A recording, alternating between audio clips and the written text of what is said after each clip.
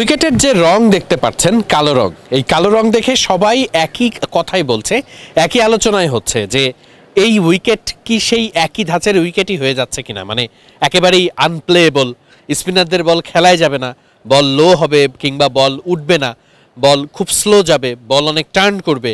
Normally মিরপুরের যে wicket দেখে আমরা অভ্যস্ত, আজকের যে উইকেটের গঠন, যেভাবে উইকেট সারাদিন আমরা পর্যবেক্ষণ করতে পেরেছি, তাতে করে কিন্তু সেই শঙ্কাটা আছে। যদিও যেমন ঘাসের উইকেট, ঘাস দেখলেই যে মনে হবে যে ব্যাটসম্যানদের জন্য সেটি খুব কঠিন, এমনটি মন্তব্য করা যায় না। আমরা অনেক সময় দেখেছি যে অনেক ঘাস আছে এমন উইকেটে 350-400 রানও হচ্ছে, কারণ ওই জায়গাটাতে ঘাসের কারণেই বল খুব ভালো ব্যাটে আসে। এই জায়গাটাতে আসলে এই উইকেটে যে স্পিনারদের সহযোগিতা থাকবে, এটা আসলে রাগঢাক না রেখে দুই দলের দুই কোচ এসেছিলেন, ফিল সিমন্স তিনিও বলেছেন এবং ড্যারেন সামি তিনিও বলেছেন। ড্যারেন সামি তো একটু মজা করতে পছন্দ করেন, একটু মস্করা করে কথা বলতে পছন্দ করেন। তিনি আবার আজকে বলেছেন যে আই ক্যান ডেসক্রাইব, মানে এটা কিভাবে ডেসক্রাইব করবে, উইকেটের প্যাটার্নটা তিনি কিভাবে বর্ণনা করবে তিনি আসলে বুঝে উঠতে পারছেন না। তাই আর একটা ব্যাপার আছে, মিরপুরের উইকেট কখন কেমন আচরণ করে সেটা আসলে অনেক সময় ক্রিকেটাররাও আগে থেকে প্রেডিক্ট করে উঠতে পারে না। তাই সব কিছু মিলিয়ে প্রায় লম্বা সময় পর এই মাঠে আবারও খেলা ফিরছে এবং সেই জায়গাটাতে উইকেট ঠিক কেমন আচরণ করতে যাচ্ছে সেটা নিয়ে কিন্তু একটু হলেও দোলাচল আছে, একটু হলেও শঙ্কার জায়গা আছে, সংশয়ের জায়গা আছে। তবে নিশ্চিত করেই বাংলাদেশ এই ওয়েস্ট ইন্ডিজের সঙ্গে যে ম্যাচগুলো হবে সেখানে বাংলাদেশ দল জিততেই চাইবে এবং এখানে খুব স্বাভাবিকভাবেই যদি 200 রানের উইকেটও হয়, কথার কথা, সেই 200 রান করাটাও কিন্তু একটা চ্যালেঞ্জ। বাংলাদেশ দলের যে বর্তমানে ব্যাটিং কন্ডিশন রয়েছে, বাংলাদেশ দল যেভাবে গত সিরিজে একটা পার্টনারশিপও করতে পারছিল না, যেটা কোচ আজকে বারবার বলেছেন, সেটা কিন্তু আসলে একটা চিন্তার জায়গা অবশ্যই আছে। এবং বাংলাদেশ দলের আজকে দুটা পরিবর্তন আছে স্কোয়াডে।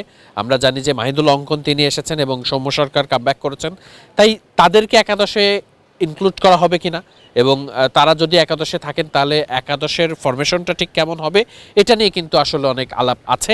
তবে সর্ব আলোচনা উইকেটটা নিয়েও, কারণ আমরা এই মুহূর্তে একটু যদি দেখাই যে উইকেটটা কাভার দিয়ে ঢেকে ফেলা হচ্ছে, কারণ এখন আকাশের যে পরিস্থিতি তাতে করে বৃষ্টি হতেও পারে এবং আবহাওয়ার যে আপডেট আছে যে সন্ধ্যার পরে খানিকটা বৃষ্টির সম্ভাবনা আছে। এবং যেহেতু এখন আর সূর্যের আলো এখানে পড়ার খুব একটা সম্ভাবনা নেই, তাই সূর্যের আলো না পড়লে তো আসলে উইকেট শুকানো বা উইকেট শুষ্ক করা বা রোদের আলোর যে আর্দ্রতা কমিয়ে আনা সেটার তো কোনো সুযোগও নেই। তাই খুব স্বাভাবিকভাবেই এখন উইকেটটা ঢেকে রাখা হচ্ছে, যেহেতু ডে নাইট ম্যাচ কালকে দিনের বেলা খেলা শুরুর আগ পর্যন্ত উইকেট রোদে রাখার একটা সুযোগ থাকবে যদি আকাশে সান থাকে। উইকেট বাদ দিলে আসলে উইকেটের আলোচনাটা এই জন্য প্রথমে বলছি যে এটা কিন্তু একটা পরীক্ষার জায়গা আছে। টনি হেমিং কাজ করছেন এটা নিয়ে লম্বা সময় ধরে। উইকেটটা দেখতে খুবই কালো, কারণ কালো মাটির উইকেট, কিন্তু সেইটার আচরণটা কেমন হবে, তিনি তো যত জায়গায় কাজ করেছেন, পাকিস্তানে গিয়ে কাজ করেছেন, সেই জায়গাটাতেই আসলে তিনি খুব ভালো মানের উইকেট দিয়েছেন। সিলেটেও আমরা দেখেছি যে তিনি একটা টেস্টে কাজ করেছিলেন, খুব প্রশংসিত হয়েছিলেন।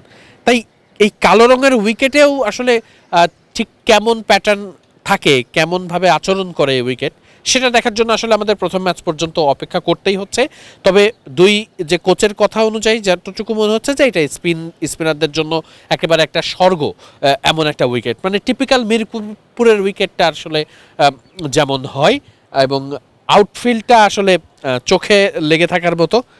গত মাসখানেক ধরেই এই আউটফিল্ডের যে পরিবর্তন সেটা কিন্তু আমরা দেখেছি এবং আজকেও আমরা দেখতে পাচ্ছি একেবারে শেষবারের মতো যে ঘাস কেটে ফেলে একেবারে গুছিয়ে রাখার যে প্রক্রিয়া সেটি কিন্তু শেষ হয়ে গেছে এবং আউটফিল্ডটা দেখলে কিন্তু প্রাণ জুড়িয়ে যাওয়ার মতো একটা অনুভূতি আসতে পারে। অর্থাৎ আপনার কাছে মনে হতেই পারে যে এটি কোনো মেলবোর্ন কিংবা পার্থ বা লর্ডসের যে আউটফিল্ডগুলো যত সুন্দর হয়, ঠিক তেমন সুন্দরই এই আউটফিল্ডটা আমরা দেখতে পাচ্ছি।